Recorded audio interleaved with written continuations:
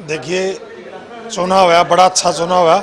मैं सबसे पहले तो हरियाणा प्रदेश के जो भी वोटर थे, जितने भी वोट डाली, उनका धन्यवाद करूंगा। और बड़ा अच्छे माहौल में इलेक्शन हुआ।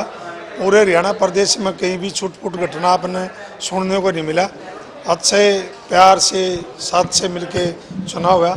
और आपने बात करी कांग्रेस की, आपने देखा कि हरियाणा प्रदेश का आम लोग जनमानस कांग्रेस के साथ था और कांग्रेस के लिए इलेक्शन लड़ा। और अगर सीट की आप बात करोगे तो अब इलेक्शन हो लिया, हम 10 की 10 भी सीट जीत सकते हैं, ये हमारा पूरा भरोसा भी है, अनुमान भी है। और ये बीजेपी के नेताओं ने, लोगों ने भी मान लिया। आज आने वाला भविष्य कांग्रेस का, और लोकसभा में भी कांग्रेस अच्छी जीत लेके आने वाली है। कहीं ना कहीं वोट प्रतिशत बहुत कम देखने को मिला। देखिए, वोट परसेंटेज जो कम हुआ, उसका एक सबसे बड़ा कारण मैं मानूंगा गर्मी। उस दिन आप 48-49 डिग्री सेल्सियस गर्मी थी। लोगों को मैंने बहुत बार जागरूक भी किया, बार बार जागरूक किया। जब भी हम इलेक्शन कैंपेन में किसी भी गांव में गए, किसी भी जनसभा में, नुक्कड़ सभा में गए, हमने लोगों से रिक्वेस्ट की भाई आप ज़्यादा से ज़्यादा लोग वोट डालने का काम करें, ताकि आप देश के प्रतिनिधि को चुन सके और अच्छा चुने। लेकिन गर्मी का एक बड़ा कारण था, जो हमारा मानना है ये सबसे बड़ा कारण था। चुनाव आयोग की कहीं ना कहीं व्यवस्था पे सवाल निशान खड़े हो रहे हैं कि जैसे कि कहीं पानी की व्यवस्था नहीं थी, देखिए शेड की व्यवस्था नहीं देखिए थी। इस बात में कोई शक नहीं। आप किसी भी गांव में चले जाओ, चुनाव आयोग का कहीं आपने टेंट लगा नहीं पाओगा। चुनाव आयोग कहीं भी ऐड करता नहीं मिलेगा कि आप वोट डालने निकलो, घर से निकलो। आप किसी भी बूथ पे, स्कूल में चले जाओ, कोई वहाँ प्रबंध नहीं था। सारा प्रबंध कोई भी पार्टी है अपने स्तर पर अपने आप किया। और लेकिन जो हमारा अनुमान था, अगर लोग ज़्यादा से ज़्यादा मत करने बाहर निकलेंगे, वो नहीं कर पाए। इसके लिए मैं खेद भी है, दुख भी है। लेकिन मैं तो आपके चैनल के माध्यम से, आने वाला चुनाव भी बहुत नज़दीक हरियाणा प्रदेश का, मैं विनती करूंगा हरियाणा प्रदेश के हर वोटर से कि आपने जो गलती, जो भूल अब करी, वो आने वाले चुनाव में ना करें। आप ज़्यादा से ज़्यादा लोगों ने बाहर निकल के आप अपने साथियों को, पड़ोसियों को, रिश्तेदारों को आप एक प्रोत्साहन करें कि आप ज़्यादा से ज़्यादा वोट डालें। नरवाल जी, बीजेपी अक्सर कांग्रेस पे सवाल निशान खड़े करती थी। गुटबाजी अभी बीजेपी में भी देखने को मिले। एक सोनीपत से प्रत्याशी हैं मोहन बड़ोली, उन्होंने कहा है कि हमारे साथ पीठ पीछे छुरा भोंका हमारे कार्यकर्ता या कुछ पदाधिकारियों ने।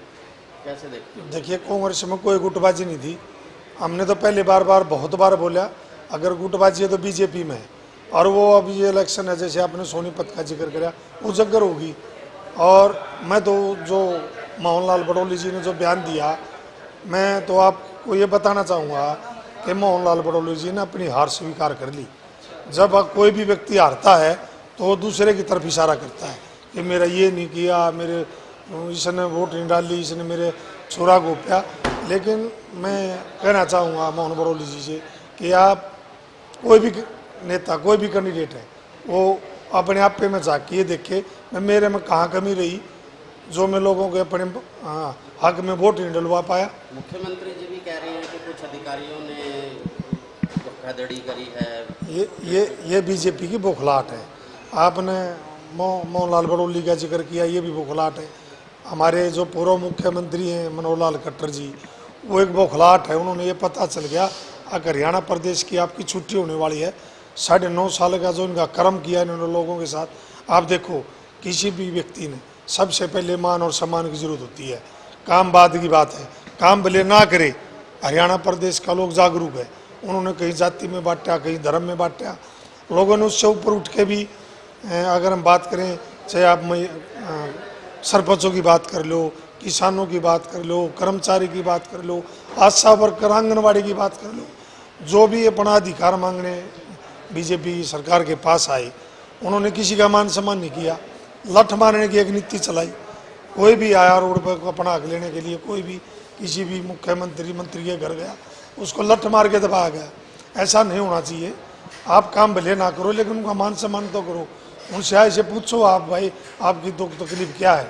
लेकिन आपने देखा 9.5 साल की सत्ता में बीजेपी का, चाहे मुख्यमंत्री हो, मंत्री हो, संतरी हो, विधायक हो, किसी ने भी आम जनमानस की, कर्मचारी की, व्यापारी की, दुकानदार की कोई नहीं सोची।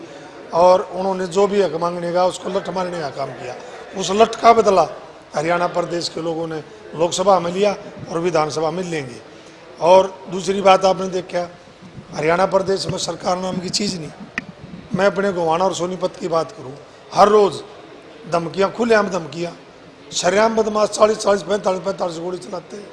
और हमारे गोवाना शहर के जो मुखिया हैं उन्होंने भी धमकी दी, उनको भी धमकी दी कि मैंने कैसे पता चला, उनसे भी मंथली मांगी कि पैसा मांगा गया। तो इसका बुरा हाल क्या होगा अगर आप भय का माहौल है पूरा हरियाणा प्रदेश में, कोई भी अपने आप को व्यक्ति सुरक्षित नहीं मान रहा, ये हालात है।